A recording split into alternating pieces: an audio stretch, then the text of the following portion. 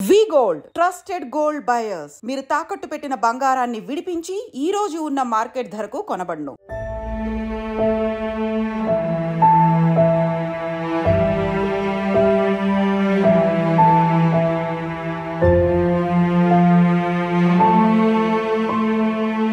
రోజుకు మినిమం అంటే minimum road ప్రమాదాలు చాలా అంటే చాలా ఎక్కువగా జరుగుతున్నాయి. అది 2 వీలర్ అనుకోండి, లేకపోతే కార్ అనుకోండి, బస్ అనుకోండి, ఇట్లా చాలా ఎక్కువ మట్టుగా అయితే రోడ్డు ప్రమాదాలు జరుగుతున్నాయి.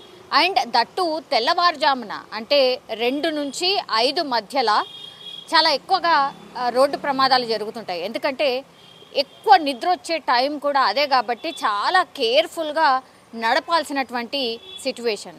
అట్లాంటి ఇన్సిడెంటే ఇప్పుడు నిర్మల్ జిల్లాలో ఉన్నటువంటి ఒక వ్యక్తికి కూడా అదే జరిగింది. అండ్ ఇప్పుడు ఆయన పేరు వచ్చేసి అశోక్ అండ్ వాళ్ళ బిడ్డ పేరు వచ్చేసి కృతిక. 21 సంవత్సరాలు మాత్రమే కృతికకి. అండ్ అశోక్ వచ్చేసి 49 సంవత్సరాలు. ఆయన బ్యాటరీకి సంబంధించిన వ్యాపారం చేస్తుంటారు ఆదిలాబాద్లో. సో నిర్మల్కి దగ్గరలో ఈ యాక్సిడెంట్ అయితే జరిగింది.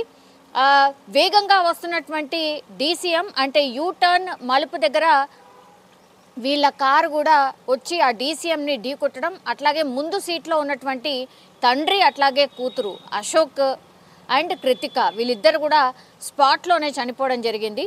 అండ్ ఇంకోటి ఏంటంటే ఇక్కడ యాక్చువల్లీ ఈ కార్కి డ్రైవర్ కూడా ఉన్నాడు, కానీ తెల్లవారుజామున నిద్ర వస్తుంది అని డ్రైవర్ చెప్పడంతో దీంతో డ్రైవర్ని వెనక్కి సీట్లోకి పంపించేసి స్వయంగా అశోకే డ్రైవ్ చేసిన పరిస్థితి. అప్పుడు ఈ DCM ఒక యూటర్న్ మలుపు దగ్గర చాలా అంటే యూటర్న్ తీసుకున్నట్టుగా కూడా ఎట్లా కూడా సిగ్నల్ కానీ ఏమీ కానీ వెయ్యలేదు. దీంతో ఆల్ ఆఫ్ సడన్ యూటర్న్ తీసుకోవడం, వెనకాల వస్తున్నటువంటి వీళ్ళ కార్ వేగంగా వెళ్ళి DCMని ఢీకొట్టడంతో స్పాట్లోనే ఇద్దరు చనిపోయారు. అట్లాగే ఈ DCM డ్రైవర్ అండ్ కార్లో ఉన్నటువంటి వెనక సీట్లో ఉన్నటువంటి డ్రైవర్కి కూడా తీవ్ర గాయాలైనటువంటి పరిస్థితి అయితే కనిపిస్తోంది. వీళ్ళిద్దరిని కూడా హాస్పిటల్కి అయితే తరలించారు. కానీ అత్యంత విషాదకరం ఏంటంటే డ్రైవర్కి నిద్ర వస్తోంది అని చెప్పగానే వెనక్కి వెళ్ళి డ్రైవర్ రెస్ట్ తీసుకుంటున్నటువంటి క్రమంలోనే తండ్రి అట్లాగే కూతురు కూడా ముందర సీట్లో ఉన్నటువంటి పరిస్థితి. అయితే వీళ్ళు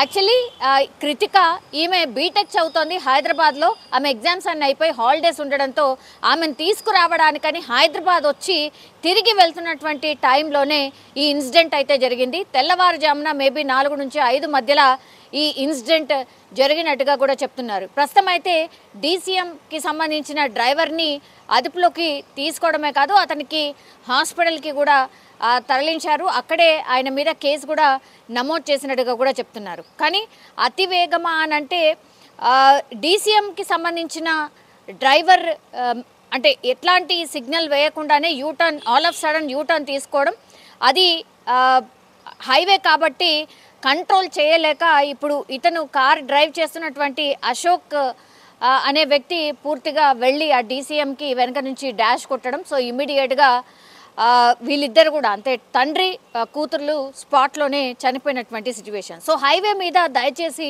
డ్రైవ్ చేసేటప్పుడు అట్లాగే పొద్దున డ్రైవ్ చేసేటప్పుడు మాత్రం చాలా అంటే చాలా కేర్ఫుల్గా ఉండాల్సిందే. అట్లాగే స్పీడ్ కూడా దయచేసి హైవే కదా అండ్ దట్టు తెల్లవారుజామున పెద్ద అడ్డు కూడా ఏముండదు కదా అని ఎక్కువగా 100 నుంచి 120 కిలోమీటర్ల వేగంతో వెహికల్స్ వెళ్తూ ఉంటాయి.